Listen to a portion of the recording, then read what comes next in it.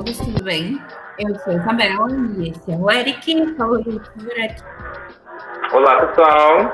Estamos aqui mais uma vez para mais uma aula.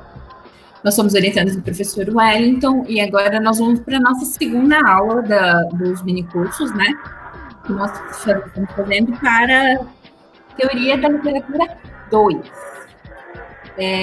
Nessa segunda aula, nós vamos seguir o caminho do texto do Ives Hilter, eu não sei esse nome, que é a análise da narrativa. Vocês têm o texto. E essa segunda parte é a distinção dos níveis de análise. Sobre as distinções dos níveis de análise, tem duas coisas que a gente precisa para entender do que se trata. Níveis de análise, o nome necessariamente não são níveis para análise. Níveis de profundidade, de observação, de compreensão daquilo que está sendo dito. Certo? Pensando nesse sentido, eles são uma análise para nós da literatura, como o Eric falava na aula anterior, dentro do texto. Ele é intratexto, ele foca no texto e ele cuida de especificidades do texto. Então, eu não vou pegar um texto e resolver analisar ele, por exemplo, de uma perspectiva totalmente fora do texto. Vou dar um exemplo meio absurdo assim, mas é como se eu quisesse pegar um poema de Shakespeare e quisesse ler ele interpretando ele como um rap. Ele não vai nesse sentido, não sei que tem nível de adaptação, de transformação, de codificação e linguagem. Nesse sentido, é impossível você tirar do texto coisas além daquilo que existe intrinsecamente dentro dele. Ele tem uma métrica, ele tem um ritmo. Existem coisas específicas num poema do Shakespeare que são um poema do Shakespeare. Porque se ele fizer a transformação dele com rap, vai acontecer algumas transformações de métrica, ritmo e de características que mudariam esse texto. Então, lembra que o enunciado é a coisa fechada? O poema do Shakespeare está fechado. Pensando nesse sentido, a gente analisa essa coisa fechada, que é o enunciado. Então, o enunciado diz sobre a enunciação, o texto diz sobre o não texto, o que tem de referência na ficção nos fala sobre o que ele está sendo, ao que ele está se referindo. Então,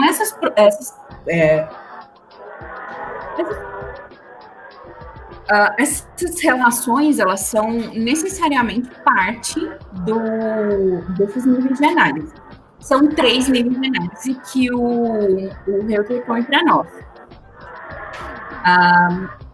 Pois não, Ana.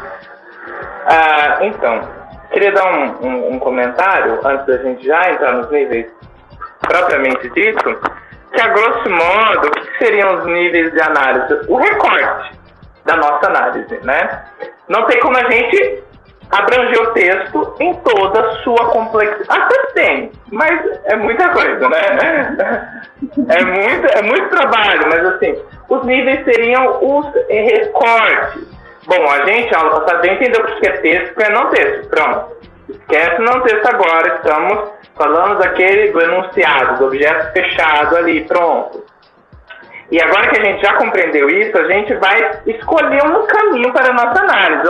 Nesse curso que vocês estão conosco, guiados principalmente pelas proposições do Ives Hilter, a gente está se tornando analistas de narrativa e no final vocês vão providenciar um trabalho que é uma análise... Brincadeira, gente, vocês não vão analisar nada. Mas bem que podia, né? Então, vou dar essa ideia para o professor Wellington. O que vocês acham aí? Então, os níveis de análise é o recorte, é o caminho que a gente vai seguir. Não tem como pegar tudo, né? O próprio Hilter, ele fala bem assim. É uma operação, lá na página 21, é uma operação metodologicamente necessária, se de fato não pretendemos tratar de tudo ao mesmo tempo, ok?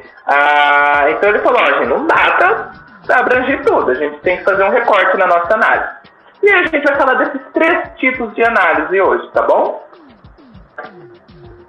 Esses 3 tipos de análise que o Reuter fala no texto dele, né, no livro dele, daquele tamanho, o livro, e ele especifica 3 níveis, que é a ficção, a narração e a produção de texto. E os 3 níveis, então, como reforçando aquilo que a gente tinha dito anteriormente, eles estão no entretexto, eles estão na parte, naquilo dentro do texto, literalmente. Aí, então, vou falar um pouquinho da ficção, que é um desses níveis de análise.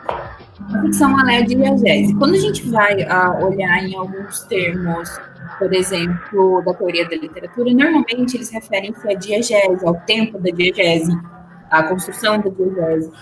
Então, o que se refere? Lembra que na aula anterior, que tanto eu quanto o Eric falamos com vocês, o Eric falou para vocês que ficção é aquele ambiente, aquele mundo criado dentro do frame, dentro da produção do enunciado do texto.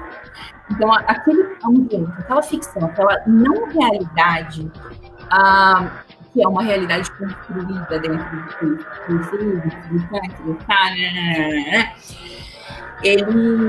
então a ficção, são conteúdos e que são postos em cena. Vou dar um exemplo para tornar isso um pouquinho mais fácil. Vou voltar no Tolkien. O Tolkien constrói, por exemplo, a jornada do Frodo. O Frodo vai lá, sai do condado, vai até Mordor lá jogar o anel. Gente, se não sabe que ele vai jogar o anel, eu não estou dando spoiler, porque é muito anos, pelo amor de Deus. Então, o Frodo não existe. O Frodo é um personagem. A trajetória do Frodo não aconteceu, é uma construção. Só que dentro, intra-análise, a diegese, a produção e os conteúdos que existem ali, todo aquele ambiente, todo aquele mundo construído, tudo aquilo, todo aquele processo, o comportamento do Samuel, o comportamento do Frodo, o Gandalf, e todos os outros personagens, as relações, a proximidade, isso é construído dentro da diegese, dentro desse espaço ficcional.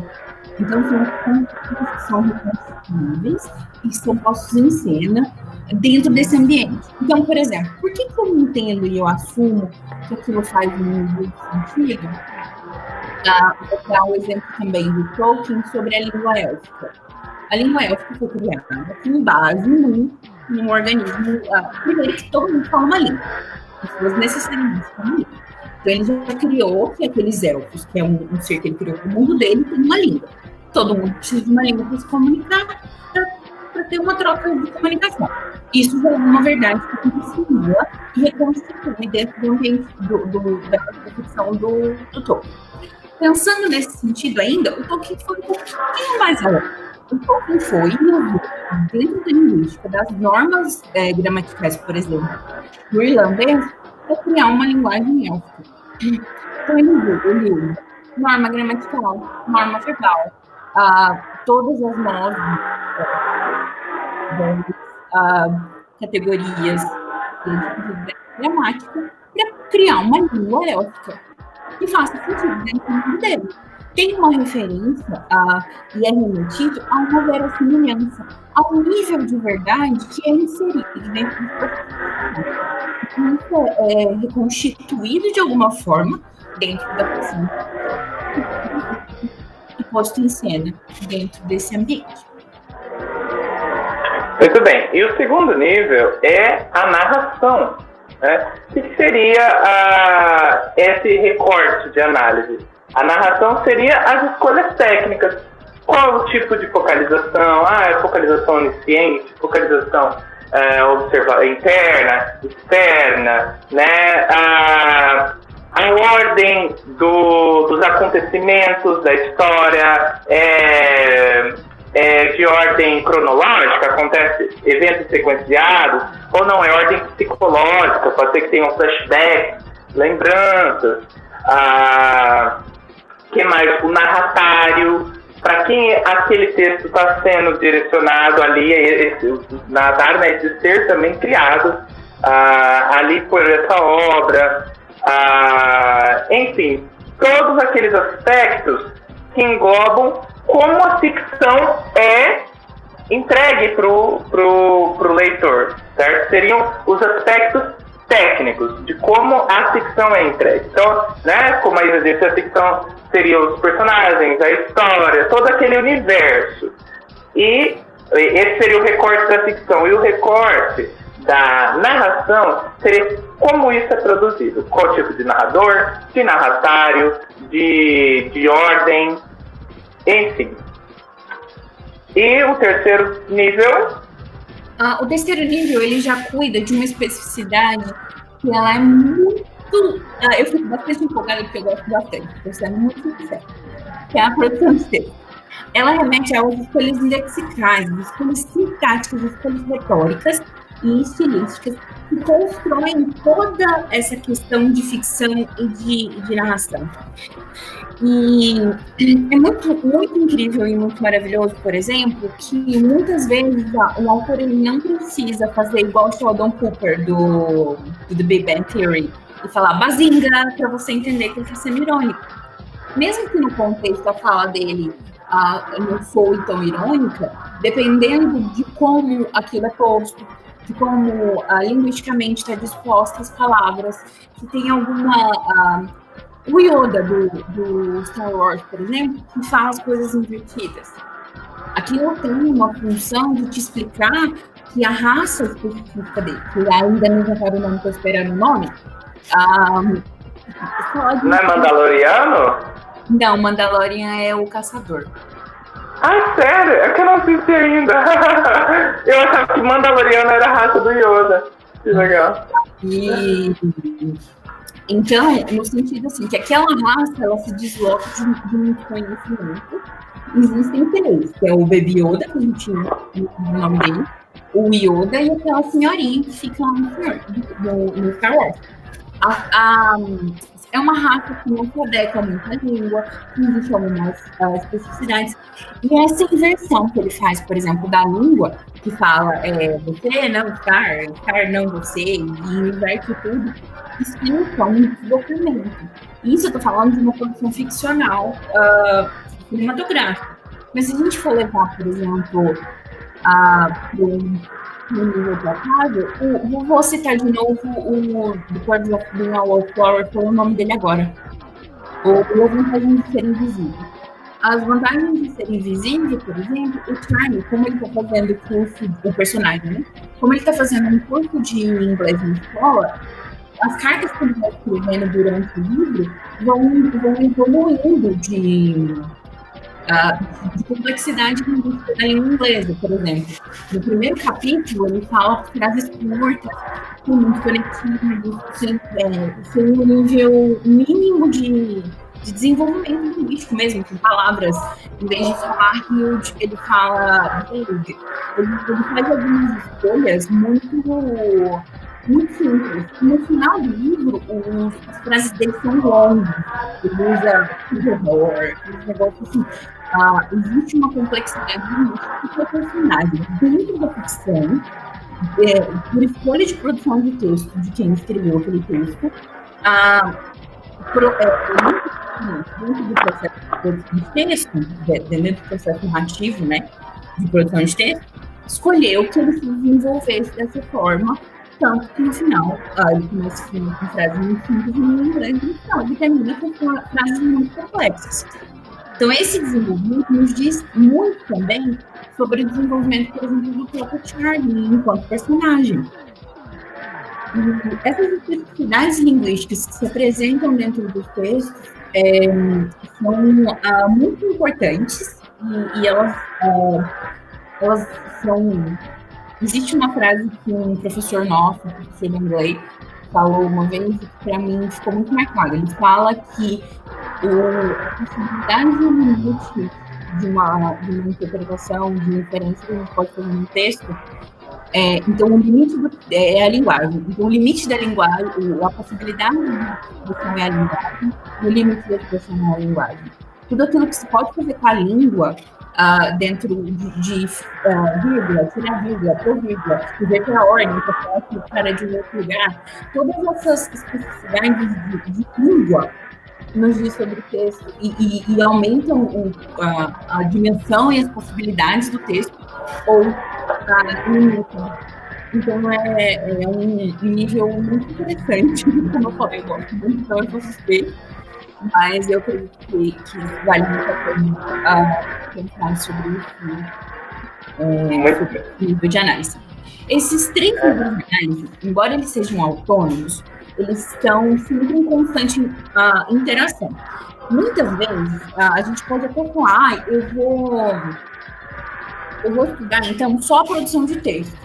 Mas se eu focar só na produção de texto, às vezes a minha análise acaba faltando um pouco aqui, ou eu preciso aplicar um pouco, por exemplo, da narração, para eu entender que aquilo foi uma escolha para a produção de texto terminar naquele sentido.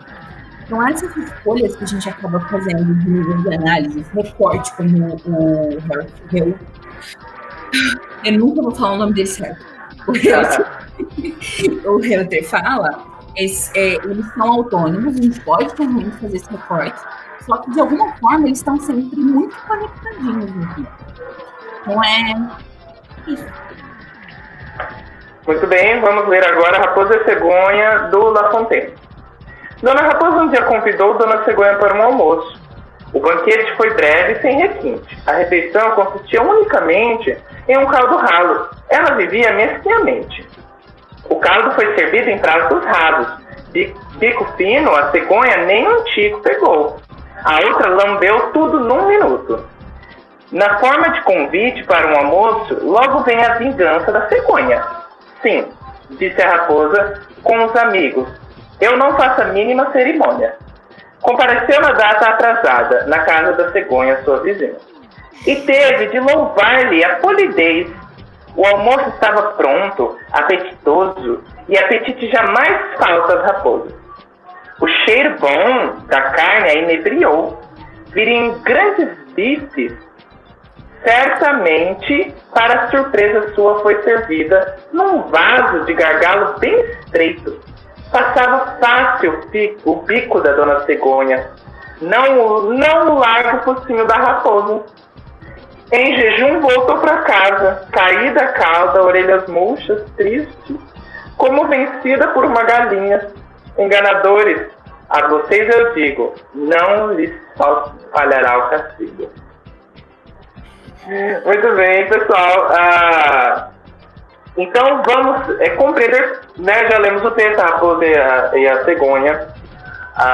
Vamos compreender agora como seria os níveis de análise dentro desse texto. Como seria uma análise ficcional, ou uma análise que tangencia para a narração, ou uma análise que opte por falar dos elementos linguísticos, certo? Então, a ficção é bem simples aí, né, pessoal? O que é a ficção? É o universo criado. Então, os personagens, a raposa e a cegonha, né, que ainda cabe a ficção definir que são tipos humanos, não é? A raposa aí simboliza os trapaceiros, os traiçoeiros, ok?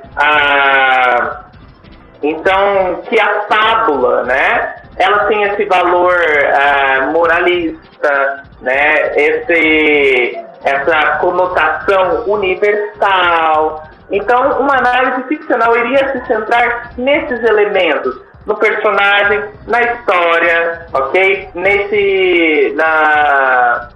Nessa perspectiva moralista que tem as fábulas, ok? Essa seria uma análise ficcional de A Raposa e a Cegonha, que é um texto bem pequeno, né, gente? Vamos ver como seria uma análise pautada na narração. Se pautada na narração, lembre que o Eric disse para vocês que a narração ela se direciona no sentido de escolhas para a apresentação daquela ficção.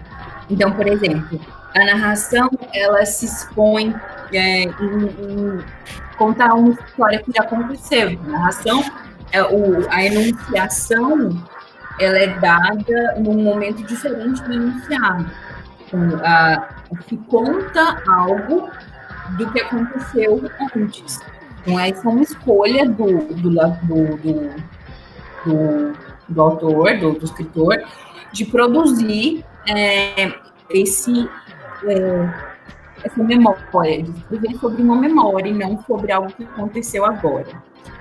Outra questão que precisa é que o narrador aparece muito pouco, ele só fala que a pessoa fez isso, que a pessoa fez aquilo, só que ele, por exemplo, sabe como os personagens se sentem.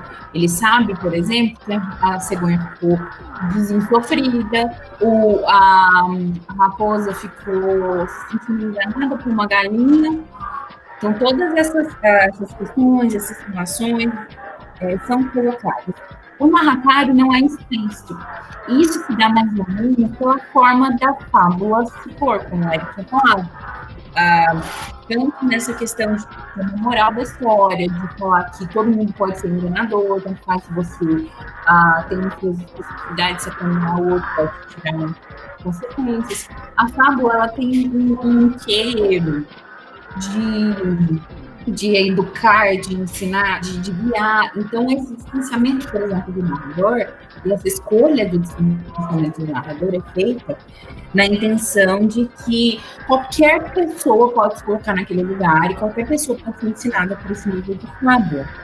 Outra coisa é que o narratório, então, não tem essa direção. Eu não falo tipo, é fulano que eu tô falando isso. Porque tem que servir uma moral coletiva, uma crivo de ensinar mais ou menos as pessoas. Muito bem. E o terceiro nível, que seria a produção textual, ou seja, os aspectos linguísticos que envolvem essa obra, né?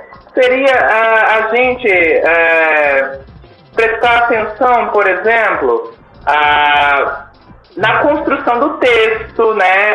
Que ele é um texto rimadinho. Tem o original lá. Vocês puderam ver na projeção, tem o original em francês, porque na hora de traduzir, né, a gente perde aí a métrica, né? Mas ele é um texto metrificado, versificado, e na hora de traduzir a gente perde isso, mas a tradução ainda se incumbiu de manter as riminhas, né, gente? É rimado. Então isso faz parte dessa análise da produção textual.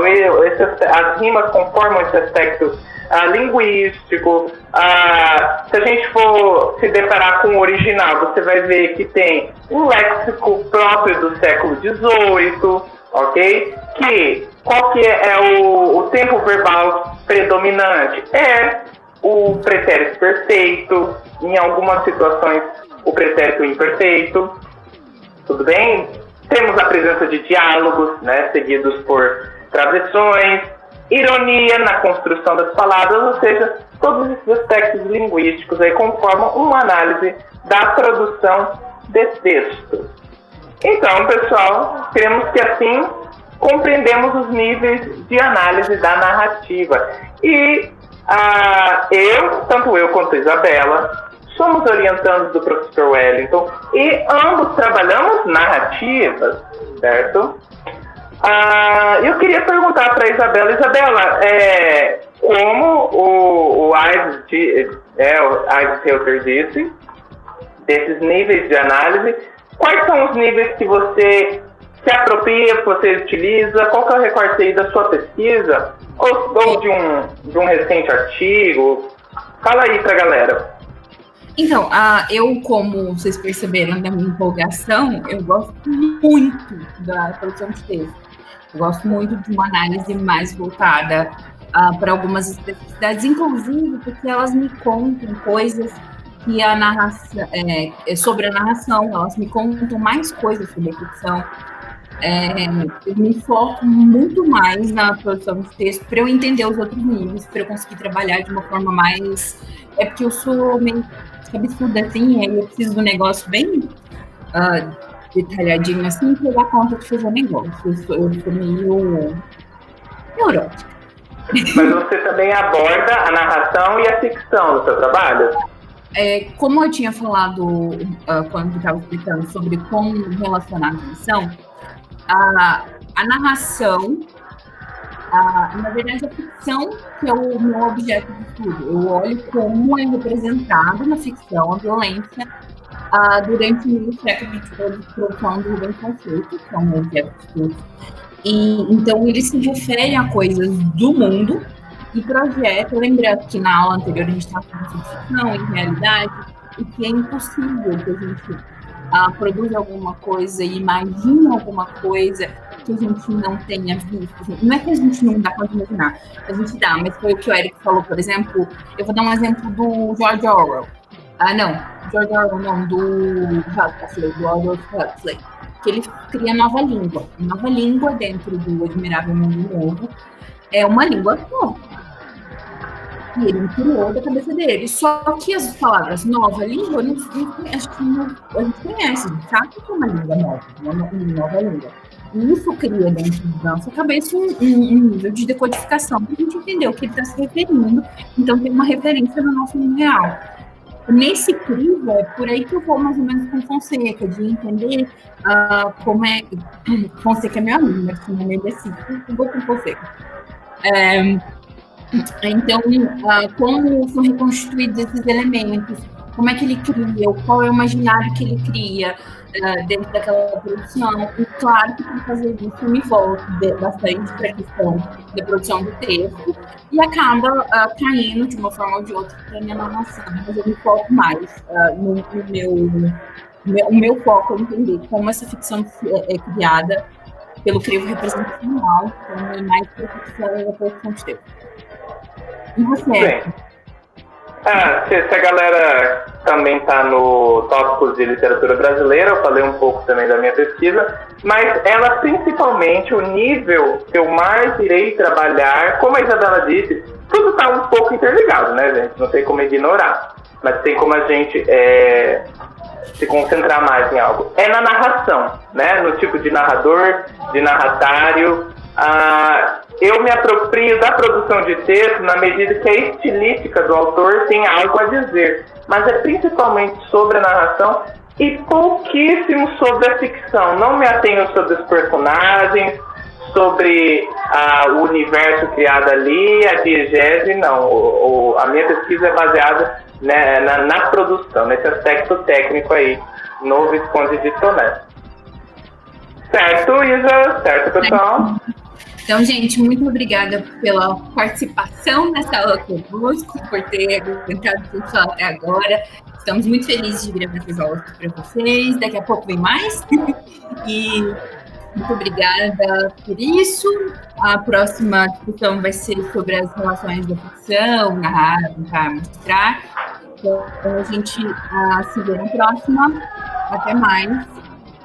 Tchau, pessoal. Muito obrigado.